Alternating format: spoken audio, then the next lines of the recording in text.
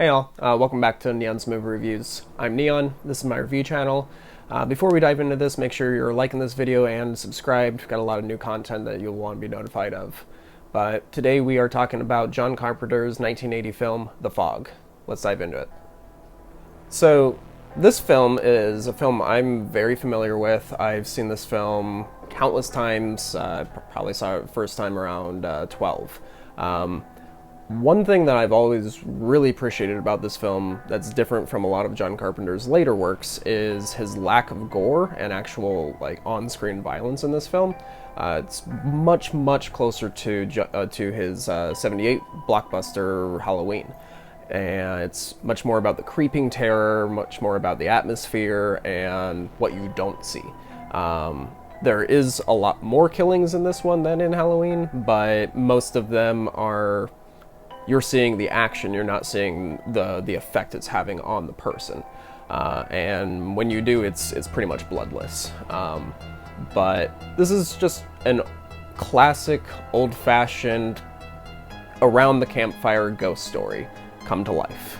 So, backstory of this, there's a leper colony that they were out on this boat. They were trying to make their way into this town. Town basically conspired against them and didn't turn on the lighthouse, let them crash onto the docks, or into the rocks.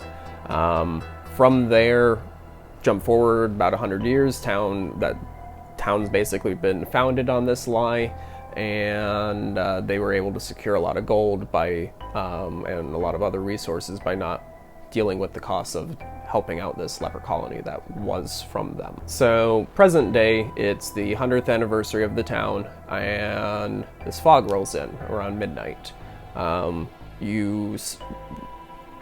Really cool effects too, because it's actual fog, and you get to see it moving along the ground in weird ways, interacting with things, and it's... The fact that you know it's real is really cool. But around town, weird things start happening. So, mystery's revealed that 7 people are going to have to be killed by the fog before this curse is lifted. And so you just follow a group of characters as they're all trying to piece it together across the night and trying to save each other.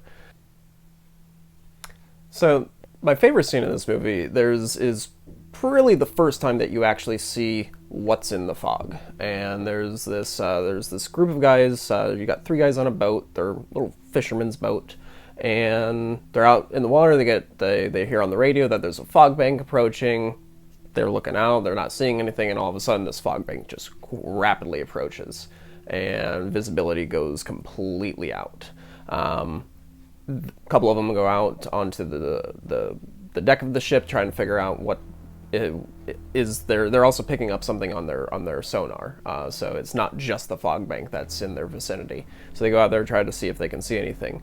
And you get to see the ghost ship itself, and then it's just gone. And they're very weirded out by this. Then all of a sudden, blade comes through one of the guy's chest, and they both get picked off. And then your last guy, he gets picked up by the throat, and in his hand is what looks to be an ice pick. It's just poking out between his fists, and he punches couple times right where the guy's eyes would be, and it's out. And the scene cuts out. Issues with this film is this film was originally shot to be about 60 minutes, and John Carpenter, when he went back, watched the very early edit of the film, realized he had no movie. He just had scene after scene after scene after scene, and nothing in between.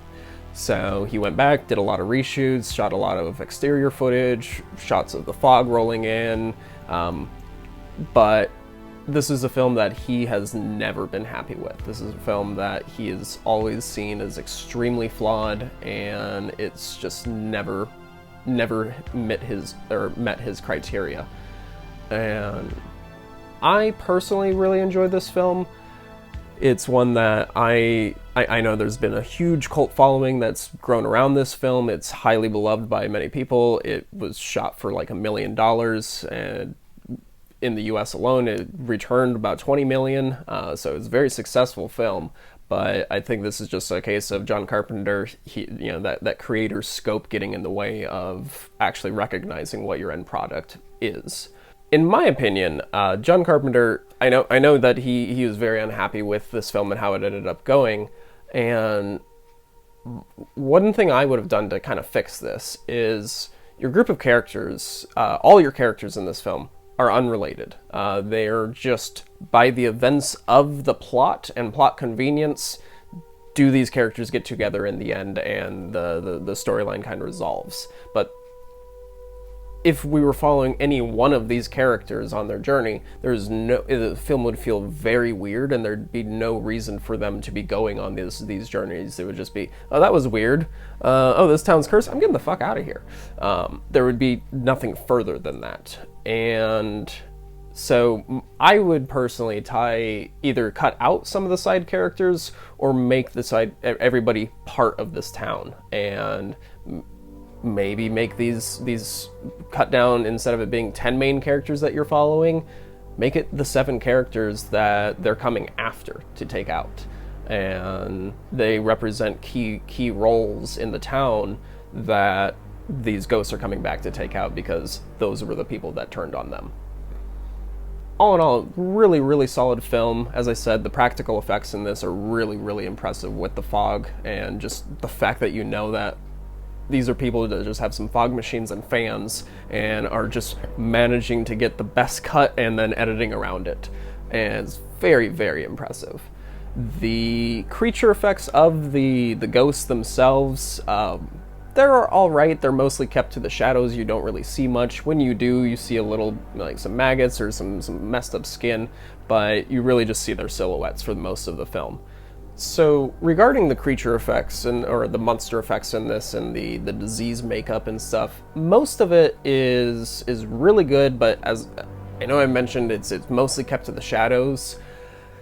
When you do see it though, it does leave a lot to the imagination. It makes you, not only does it make them seem like a ghoul, the detail isn't there, so it leaves a lot more to the imagination, and it kind of puts you back into that state of like, when you see the shadows as a kid or something like that at night and you're having the nightmares, it's actually seeing it is way less scary than seeing part of it. And you get that in this, but at the same time, I know this was the same team that 2 years later went on to make The Thing, so it's kind of hard to say if it would have been better if I saw more of them or not. For this film and the way and the tone of it and the atmosphere that's presented, it works as it is. But it could have worked maybe better having seen more. I really don't know. And as I've already mentioned, the gore is non-existent. You see gruesome acts of violence, but there is no blood. And whenever the bodies are found, they are left in a state of rot, and it looks like they've been under the water for about 6 weeks. So even when it's only been like an hour that they've been missing. So in this film, there's one character that I just hate in this, and it really sucks because she's an amazing actress and she is probably the reason this film is so successful outside of it being John Carpenter, but that's Jamie Lee Curtis's character, and she's just completely pointless in this movie. She is introduced as a hitchhiker. Tom Atkins picks her up on the side of the road. She hops in. They have a little bit of conversation, and she basically, like, he makes a joke about how he's not a lucky guy, and she's just like, your night's still early. Cut to them in bed, and that's pretty much her character. She's just a damsel in distress that screams at sometimes. She hooks up with a guy. And that's the end of her character arc. She's just there in the rest of the scenes, screaming or reacting to the scenes. And yeah, it just doesn't really work. But you do get Tom Atkins as kind of the lead, which is a lot of fun, and there should be more films with Tom Atkins in the lead. She came off of of Halloween, and we need a star to market this off of. Jamie Lee Curtis. So, all in all, though, this is a really, really solid film. It's probably a film you're not going to get scared at. It's all about the atmosphere and the excitement. It's definitely a popcorn horror movie, but it's still a really solid film, and it's a really good time. I would highly recommend this. All in all, I'll give this an 8 out of 10. just John Carpenter's directing. I really appreciate the cinematography is on point. The score by John Carpenter is really impressive, as is with all of his films. But in this one, I think he really captured that campfire aesthetic for the score, and it really sets the tone.